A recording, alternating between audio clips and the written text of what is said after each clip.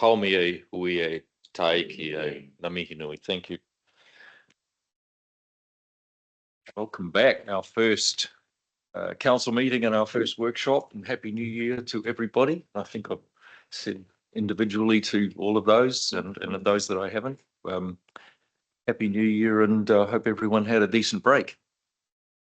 We have, and welcome to those of us online. I think we've got Warwick, we've got Martin, we've got Terry, we've got Kath, Lisa and Donna.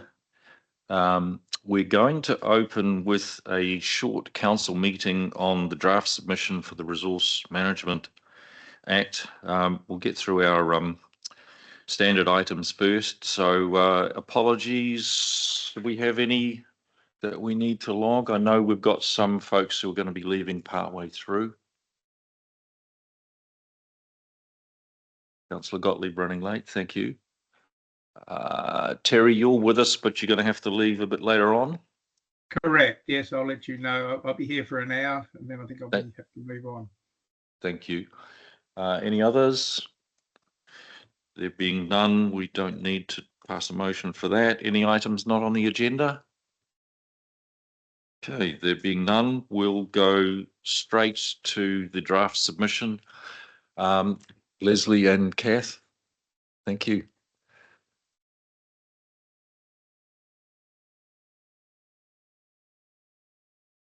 And welcome. So we'll hand straight over to you, and if you give us a rundown on what you want to present, and then we'll open it up to councillors for any questions that they might have. Morning, Councillor Gottlieb. Hi.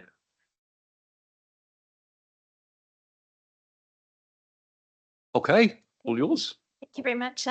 Morning, everyone, and Happy New Year. I'm Kathy O'Callaghan. Thank you so much for having this special meeting. Unfortunately, the submissions opened on the 9th of December for this, and our last meeting was the 10th, I think, and then they closed on the 10th of February, so we had to just do this over the holiday period, so I appreciate your time. Thank you. Would you like me just to run through the report, or what's the easiest way to? I think we'll take the report as read, if you don't mind. And if there's anything that you want to summarise, and then open it for questions.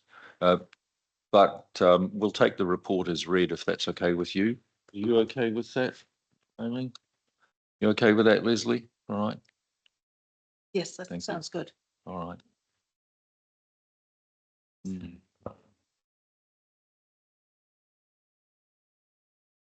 Yeah, so just in a quick summary, there are some really good changes proposed, particularly to our compliance and enforcement powers, and also to the emergency works provisions. There are a couple of things we're a little bit neutral on, particularly the changes to the consenting process. Some of them are good, some of them are we're rather indifferent to. It's not because they're not needed in some cases, it's simply that we're going to have to amend all our processes when we have a full review coming through next year, and we feel our time might be better spent actually supporting those new changes that are proposed. We're neutral regarding the proposal to make the natural hazards rules have immediate effect when we notify a plan, and we talked a little bit about this last time, and we're just a bit concerned that perhaps it might result in us being really cautious about what we notify in terms of hazard overlays. But then having said that, there's sometimes we do need to put a hazard overlay on quite urgently, and it's a little bit of a double-edged sword there. So we've been neutral. What we have asked the government to consider is whether it's an option for councils to make the rules live immediately. We have raised concerns about the proposal to streamline the removal of heritage sites from the heritage registers and district plans. But having said that, there is a council resolution process, so that would have to go through council to remove something and go through a process to remove something. So there is a little bit of a safeguard there. So council does retain that control. So that's a little bit less worrying than we thought. We've also opposed the requirement to not hold hearings on an application unless further information is required. So that will have the effect of basically making people hold information back. And we feel it's really, really important that people are transparent and upfront with their information in these processes. Also, evidence is a really good way when it's exchanged, is a really good way to glean information for any hearings panel. So we think that's not a good fix because it's a must not hold unless. The only other thing we've done is suggest a number of very small amendments. One which I will bring to your attention is we've asked that if the minister is going to direct us to do something, that he considers budgets of council so they don't just force a change on us without thinking about if it's going to cost us $2 million. The other thing we've asked is we've supported as a requiring authority, council can require land, and we've supported the lapse period for that designation process to extend from 5 years to 10, just so we have a little bit more time to project plan. So that's basically a summary of the submission itself. Well done. Thank you. That's a good summary.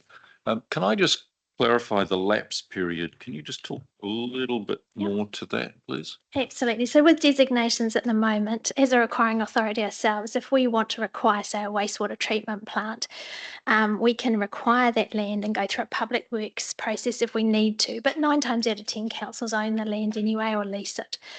And then we have 5 years to make that designation good. In other words, to give effect to that designation to start the process of building it. The amendment to this Act gives us 10 years rather than 5. So if we're doing something really, really big, it allows us just a little bit more time to project plan and fund and do other things like that. So we think it might be useful in terms of that. There's always been this concern about longer lapse periods, that it's a planning blight on a piece of land. But in New Zealand, that's not really the case because generally the acquiring authorities like ourselves will either lease or own the piece of land. So it's usually a pretty good compromise to have a little bit of a longer time. Thank you. Councillors, any questions? Peter and then Gary, please. Hey, thanks very much for the huge amount of work that you do between the 9th of December and now to go through all this and produce some sensible commentary on it. I think it's amazing. Fantastic. Thank you very much. I've got a few questions and comments, if I may. What I hear is generally is frustration from ratepayers trying to get consents. I think the comments tend to come back with we submit our application, we then get a pile of stuff that comes back from council and we respond to that. And then we end up in this loop of backwards and forwards, right? And ends up being real frustration and time. That's what I'm hearing from the people who applied for consent. I hear that people will say the council doesn't apply common sense when they are processing these things, and overall that these things take an awful long time to get through. So one of the outcomes I would like to think from what the government's going to do is that it will have an impact on those frustrations that people who are seeking consent would experience, that it would do something to allay that. And so my question is, in our submission and the things we're submitting on and the comments we're making, is this sending a message to government that we're expecting this process to make it a better outcome for our ratepayers who are applying for consent? So that's the question, is that all the things you're saying here, is it not just technical response, but is it taking us towards a better outcome for people applying for consents? Yeah, it's a really good question. And through you, Your Worship, Sure. yeah, there is a lot of frustration with the current process. Totally agree.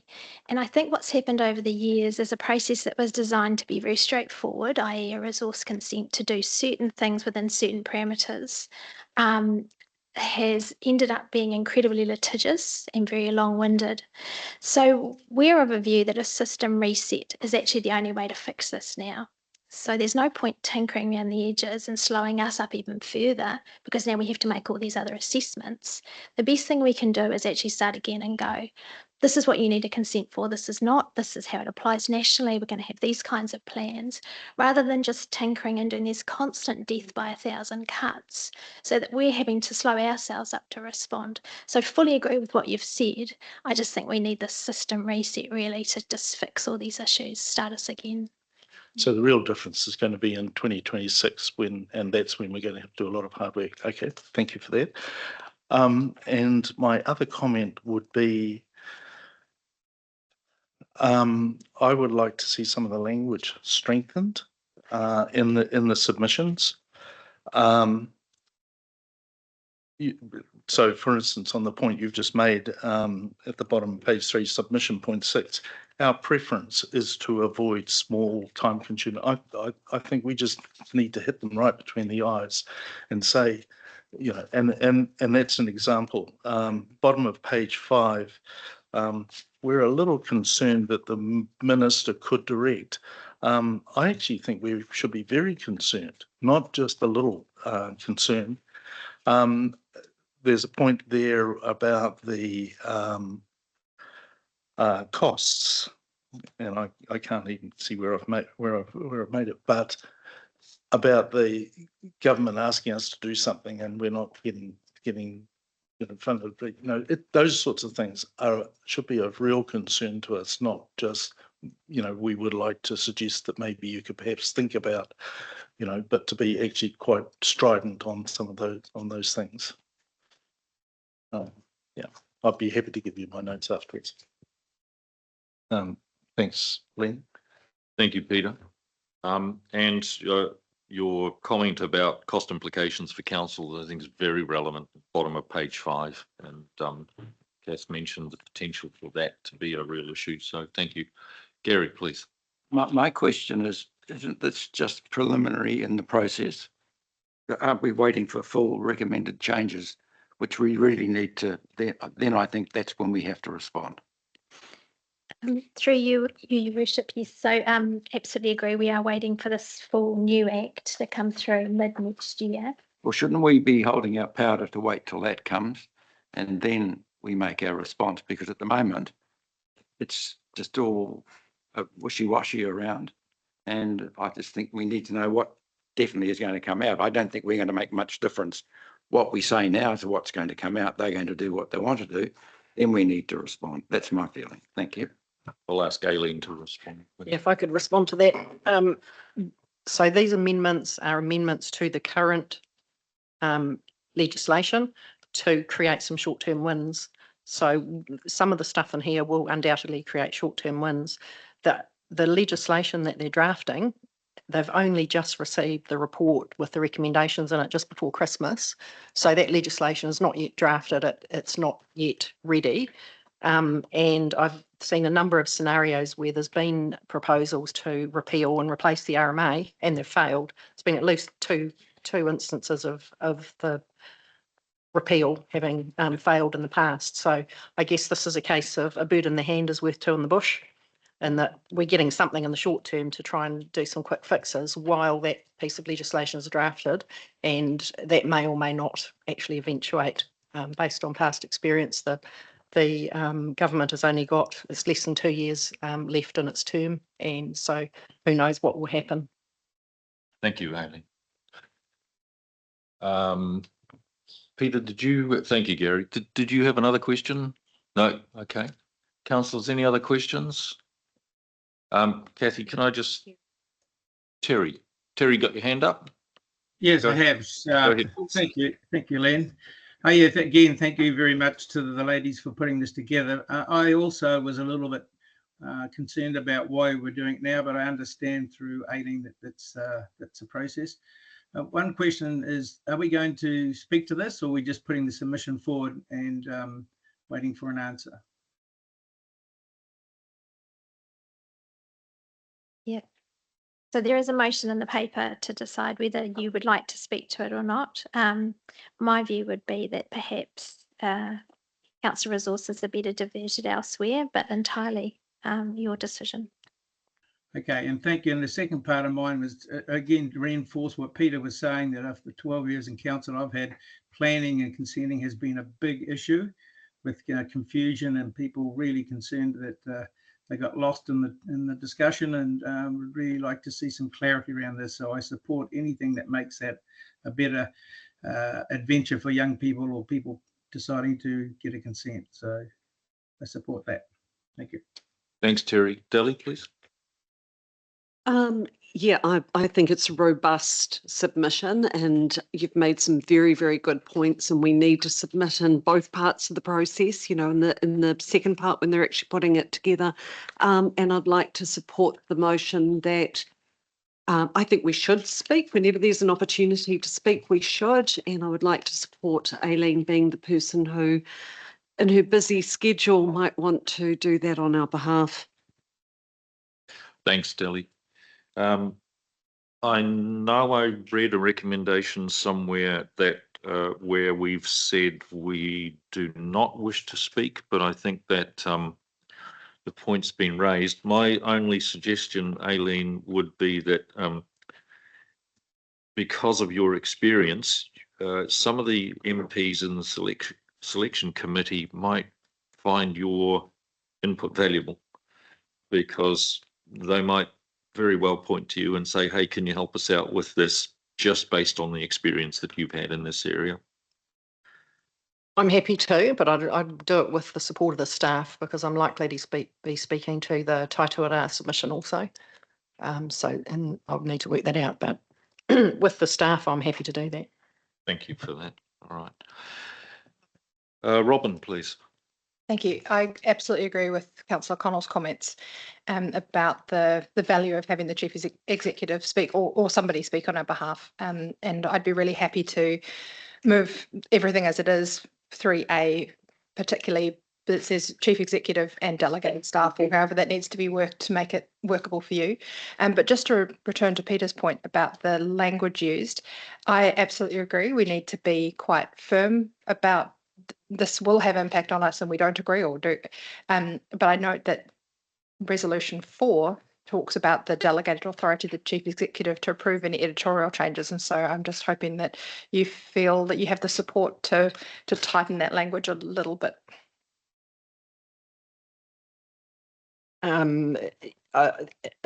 Editorial is editorial, so that's like full stops and grammar. I don't